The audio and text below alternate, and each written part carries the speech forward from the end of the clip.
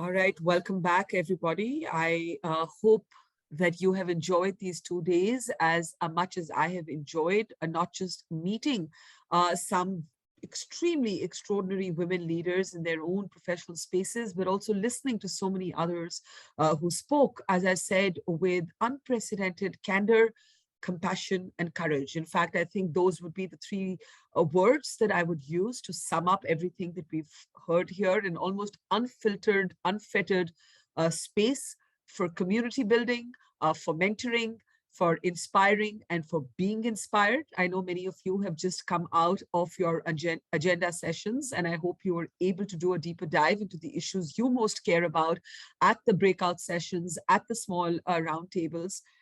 I was just thinking that if I had to use, the motto that has emerged from the last 2 days, it began with the inaugural plenary itself.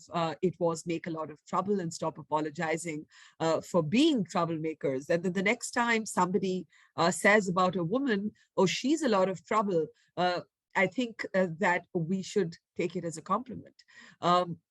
And I think that I was saying in the plenary session that I moderated that there is such a ingrained sense in so many of us to put everybody else before we put our own dreams, our own ambitions, our own happiness. But I think listening to everybody over the last 2 days, the emphasis on making ourselves the spotlight of our lives before we actually seek to make anyone else happy, I think that would be a valuable lesson to take away.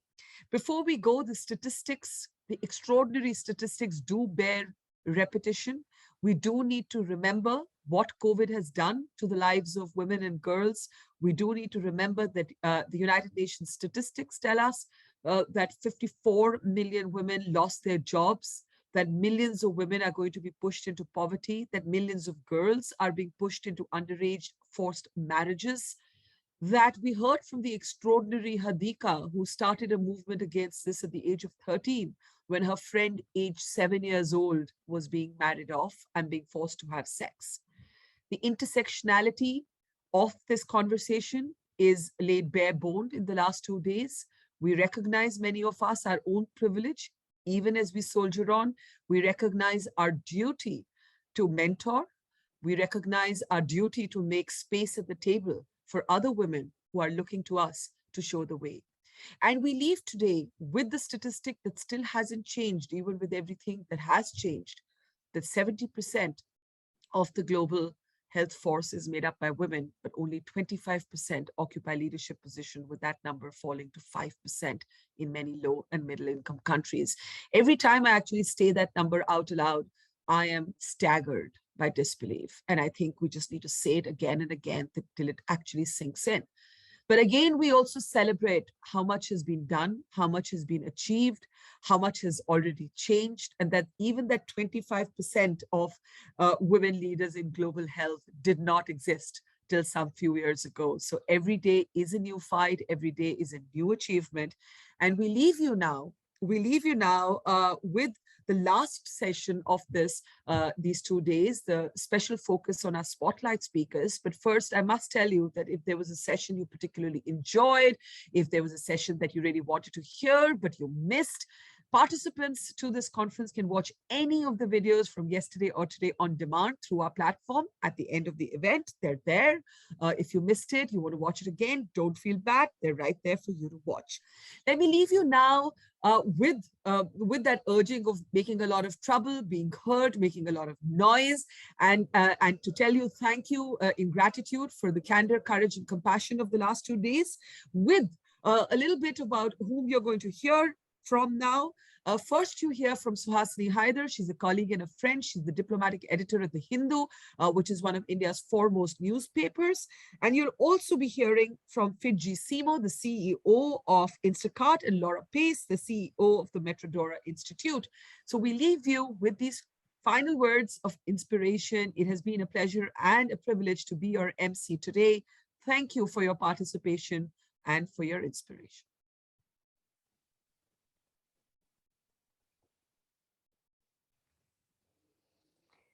Hello, I'm Suhasini Haidar, diplomatic editor of the Hindu newspaper in India. I've been a journalist for more than 25 years. And when it comes to reimagining leadership, especially for a gender balanced future, I think we must remember that there are three important conversations we all must have on mentoring, on mental health, and on money. The first, on mentoring, I started out with a boss who was a woman. And even today, the chairman of my company, who was actually my editor before this, is a woman. Apart from the power of example that they set and the pride one feels on women making it to top places, mentoring is really a favor one has to pay forward to other young women so they don't feel restricted at work, at balancing a family, and at aiming to smash that glass ceiling once and for all. Second is really about mental health. In conflict journalism, particularly, one has to work under pressure on the worst possible stories, covering war, riots, train crashes, tragedy of all kinds.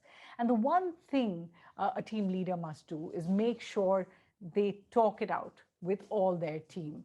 A more empathetic team leader really is one who finds out what each team member is feeling, needs to ensure that everyone is okay. And the third, the conversation about money. Remember, women do hold up half the sky. It's really high time that leaders ensure that they get paid as well as their male colleagues do. Gender disparity is a complete anomaly that'll also hurt your company and your country's bottom lines. I say this from experience of covering different parts of the world. Conflict is much lower in gender balanced countries than it is in places where women are not treated as equals. And that is true both of countries and of your company. I wish you all the best at Women Lift Health, as well as the women leaders in global health. Namaste.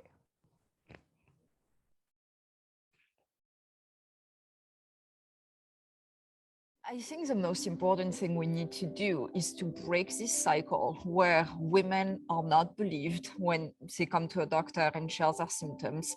Therefore, we don't identify the conditions that actually ail them. And then we don't do research on these conditions. And as a result, because there's very little understanding of how women's bodies work, we end up not believing that they have all of these issues. And so we create this vicious cycle that we fundamentally need to break if we want women's health to improve. And so breaking this cycle means getting to the root of understanding why there are these differences in women's biology. And so applying research technologies to really understand this, because it's fairly unacceptable that in this day and age, we don't understand why women are more likely to have autoimmune conditions or complex multi-system disorders. And so this is a problem that actually affects women globally. I think the way that we start to reimagine leadership in women's health is that I think we need to start thinking about that if the systems that we're working within are not allowing us to really affect change that is positively impacting women's health, then it's time for us to start thinking about moving outside these systems and doing something very different that really is going to work towards solving these problems. That's exactly what you see us doing in Silicon Valley. I mean, the reason Silicon Valley is kind of a birthplace of innovation is because we don't stick to the way things have been done before. We look at what is the problem to solve and we figure out what is the best solution for that problem. And I think what we've done together with Metro Dora is try to figure out what is the absolute best solution if we were to design it from scratch to solve the problem outside of how things have been done before. I think the thing that's unique about Silicon Valley is that we really look at what is the problem to solve and what is the best solution for that problem, regardless of what has been done before. We start very much from scratch and thinking about what is the absolute best solution with the tools that we have at hand. And this is very much what we've done with Metro Dora. We've looked at the problem to solve and tried to figure out who are the partners we need to assemble? What are the technologies that we need to put on the table in order to solve the problem of neuroimmune conditions for women? And that that required breaking a lot of the mold of how things are done in traditional healthcare. And for me, coming out of Silicon Valley, I didn't realize how much that was completely novel thinking in healthcare. But I was lucky to find Laura, who had both the healthcare expertise, but also a very different approach and a willingness to innovate. And I think that's what it's going to take to solve these very complex problems that the old methods clearly haven't solved.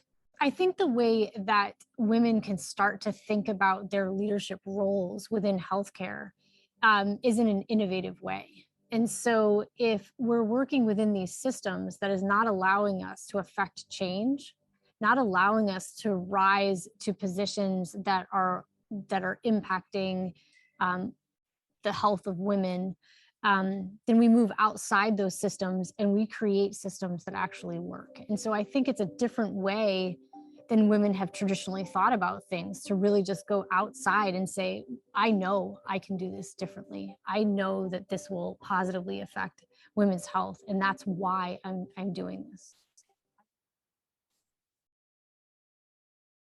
It has been such an inspiration to spend the last 2 days with women leaders, male allies, and proud troublemakers from across the globe. Thank you for joining us for our 5th annual Women Leaders in Global Health Conference, where we broke open the discussion about leadership and witnessed agreement that empathy, fairness, authenticity, and inclusiveness are qualities of women's leadership, but more to the point, they're qualities of transformative, equitable, and impactful leadership. We also heard loud and clear about the importance of access to education, the crucial role men can play in actively creating space for women, and how absolutely vital it is to create pathways for women and girls, especially those struggling to find a way forward. As we've reimagined leadership, we heard the real lived experiences of women, and they stress the importance of, quote, learning to do things even if afraid. They talked about taking action through supporting peers, mentoring, getting to the decision table to change policy, and above all else, about speaking up for yourself and a colleague, speaking up for a woman in your community, for a girl at risk of FGM, and speaking up for a 7-year-old child bride. Because while speaking up has a price, silence has an even bigger one. You've already heard me say that when women lead, better health follows, but so much else does too. Let's keep this momentum going.